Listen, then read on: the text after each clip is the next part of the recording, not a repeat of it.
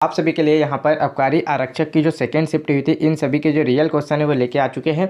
आज थोड़े से कम क्वेश्चन हमें इस शिफ्ट में देखने को मिले हैं, क्योंकि बहुत यहाँ पर साइंस का लेवल ज़्यादा पूछा जा रहा है। तो साइंस के क्वेश्चन जो है वो कैंडिडेट को याद नहीं रह पाते हैं। तो साइंस कहाँ से पूछा जा रहा है, तो बायो से ज़्यादा पूछा जा रहा है, तो ये डिफिकल्ट लेवल की बात है।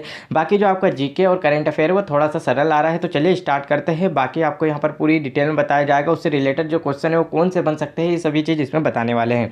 तो देखिए, आज का जो पहला क्वेश्चन यहाँ पर जैसे पूछा गया था, तो उच्च न्यायालय के जो न्यायाधीश हैं उनकी नियुक्ति कौन करता है, पूछा गया है। तो इसका राइट आंसर था राष्ट्रपति करता है। उच्च न्यायालय के न्यायाधीशों की नियुक्ति कौन करता है, राष्ट्रपति करता है।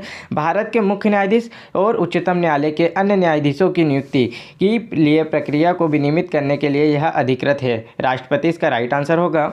मुख्य न्यायाधीश और उच्च न्यायालय के न्यायाधीशों को राष्ट्रपति द्वारा संविधान के अनुच्छेद 217 के खंड का के तहत नियुक्त किया जाता है। तो कभी कभी पूछ लिया जाएगा, जैसे नेक्स्ट में पूछ सकता है कि जो उच्च न्यायालय के न्यायाधीश है उसकी नियुक्ति राष्ट्रपति के द्वारा की जाती है, परंतु किस अनुच्छेद के तहत की जाती है, तो अनुच्छेद 217 के तहत की जाती है।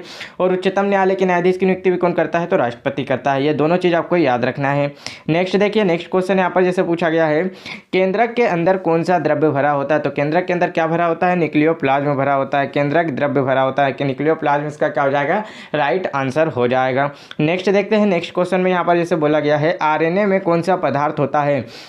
तो देखिए, आरएनए और डीएनए इनमें चार चार पदार्थ जो भरे होते हैं, आप सभी को पता होगा, जैसे आपने साइंस पढ़ा होगा कभी। तो देखिए, आरएनए में जो होता है वो थाइमिन, थाइमिन किस में होता है, डीएनए में होता है। तो थाइमिन के स्थान पे क्या होता है, यूरेसिल भरा होता है। यूरेसिल नामक जो बेस होता है, यानी कि क्षार होता है, वह भरा होता है। तो यही पूछा गया था कि आरएनए में कौन सा पदार्थ भरा होता है, तो यूरेसिल भरा होता है। वहाँ पर आपको चारों ऑप्शन दिए गए थे, एटीजीसी के नाम से होता है, एटीजीसी के नाम से जो चारों यहाँ पर भरे होते हैं। तो देखिए, यहाँ पर क्या दे दिया गया था, तीन तो जो कॉमन भरे आते हैं और डीएनए के पूरे दे दिए गए थे, थाइमिन भी दे दिया गया था। तो थाइमिन के स्थान पे क्या दिया गया था, यूरेसिल दिया गया था। तो यूरेसिल इसका राइट आंसर हो जाएगा।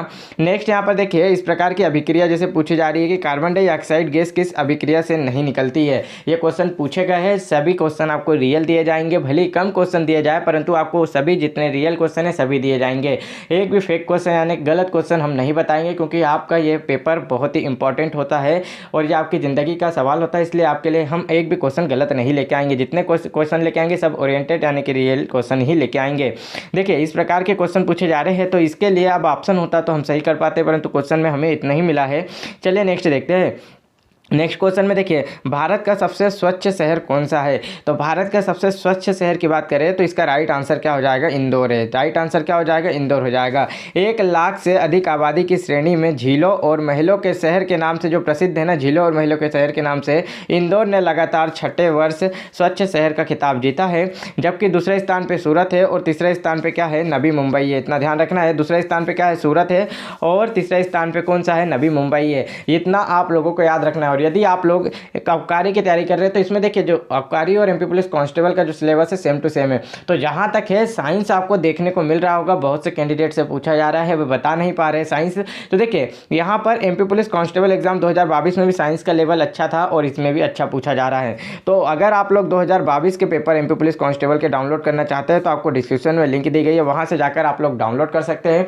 इसमें आपको एमपी जीके और एमपी साइंस की पीडीएफ आपको अलग से मिल जाएगी, ताकि आप लोगों के लिए ज़्यादा यहाँ पर मैथ रीजनिंग को छांटना ना पड़े और कम समय में आप लोग एमपी जीके और साइंस पढ़ के अपना जो साइंस है वो कवर कर सकते हैं। तो आपको डिस्क्रिप्शन में लिंक मिल जाएगी, वहाँ जो आंसर की आपकी 2022 की एमपी पुलिस की थी उसी से स्क्रीनशॉट लेकर डायरेक्ट आपके 2022 के जो पेपर है, रियल पेपर आपको देखने को मिलेंगे। तो वहाँ से आप चेक कर सकते हैं कि कैसे चित्र वाले क्वेश्चन पूछे जा रहे हैं, कैसे साइंस पूछे जा रहे हैं। तो यहाँ सर, और 2014 से लेकर 2021 तक जितने भी एग्जाम व्यापम के द्वारा हुए थे, इनके बीच में जो भी एग्जाम में आपके जीके के क्वेश्चन पूछे गए हैं, जैसे जीके के क्वेश्चन की बात करें तो 1250 प्रश्नों के एमपी जीके के क्वेश्चन पूछे गए थे लगभग यहाँ से लेके यहाँ तक। तो हमने उन्हीं सबको क्वेश्चन की यहाँ पर 1250 प्रश्नों के एमपी जीके की पीडीएफ बनाए हैं। 2014 से 21 के बीच में अगर बात कर ले साइंस के क्वेश्चन, तो साइंस के 2225 क्वेश्चन आपको देखने को मिलेंगे, जो कि बहुत इंपॉर्टेंट है। देखिए, साइंस आप कहाँ से पढ़ सकते हो, व्यापम के जो प्रीवियस ईयर क्वेश्चन है यहीं से पढ़ सकते हो। तो आपको एक 2225 प्रश्न की पीडीएफ मिल जाएगी और एक 2022 के जो पेपर हुए थे इसके साइंस के क्वेश्चन मिल जाएंगे। तो इतने क्वेश्चन भी आपके लिए बहुत ही स्टैंडर्ड रहने वाले। यदि आप आपके 2 से 4 दिन बाद एग्जाम है, तो आप इसको तैयारी कर सकते हैं। चलिए नेक्स्ट क्वेश्चन देख लेते हैं। तो नेक्स्ट क्वेश्चन में देखिए यहाँ पर क्या पूछा गया था कि वास्को डी गामा कब भारत आया था, तब इनका स्वागत किसने किया था। जब वास्को डी गामा भारत आया था तो भारत कब आया था, 1498 में आया था। वास्को डी गामा भारत कब आया था, पहली बार 1498 में आया था। तो इसका स्वागत किसने किया था, इस प्रकार से क्वेश्चन पूछा गया है। तो ये तो सभी को पता होगा कि कालीकट के तत्कालीन शासक, जब यहाँ पर कालीकट में जिसका तत्कालीन शासक था, राजा थे जमोरिन नामक, उन्होंने वास्को डी गामा का स्वागत किया था। यही क्वेश्चन पूछा गया था कि वास्को डी गामा जब भारत आए थे तो इनका स्वागत किसने किया था। तो किसने किया था, जमोरिन नामन के जो राजा थे, इन्हीं के द्वारा वास्को डी गामा का स्वागत किया गया था और बाद में वास्को डी गामा ने ही इनकी हत्या करवा दी थी।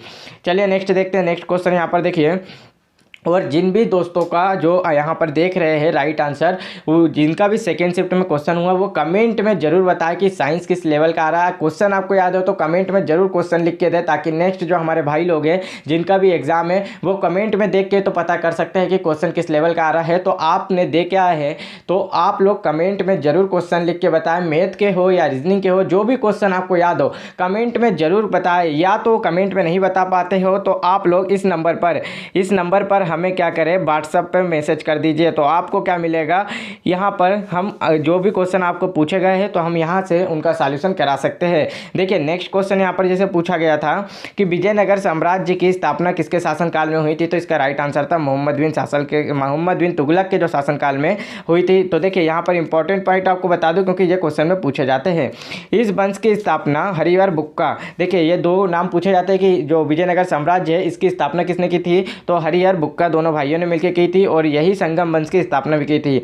देखिए इस वंश की स्थापना, यहाँ पर बात कर ले जो संगम वंश है, जिन्होंने क्या कहते विजयनगर की स्थापना की थी, संगम वंश के द्वारा ही विजयनगर की स्थापना की थी। तो इस वंश की स्थापना हरिहर एवं बुक्का ने 1336 ईस्वी में की थी। हरिहर और बुक्का के पिता के नाम पर संगम वंश रखा गया था, उन्हीं के नाम पर इस वंश का नाम रखा गया, संगम वंश पड़ा। और इस वंश का प्रथम शासक हरिहर प्रथम था। तो देखिए यहाँ पर जिसने 1336 ईस्वी में विजयनगर साम्राज्य की स्थापना की थी और हम्पी को अपनी राजधानी बना ली। तो क्वेश्चन यहाँ से अब बन सकता है जैसे कि विजयनगर साम्राज्य की स्थापना किसने की थी, ऐसा पूछ सकते हैं। तो किसने की थी, हरिहर एवं बुक्का ने की थी, यानी कि संगम वंश के राजाओं ने की थी। और इनकी राजधानी क्या थी, विजयनगर साम्राज्य की राजधानी पूछ रहे तो हम्पी हो सकती है राइट आंसर।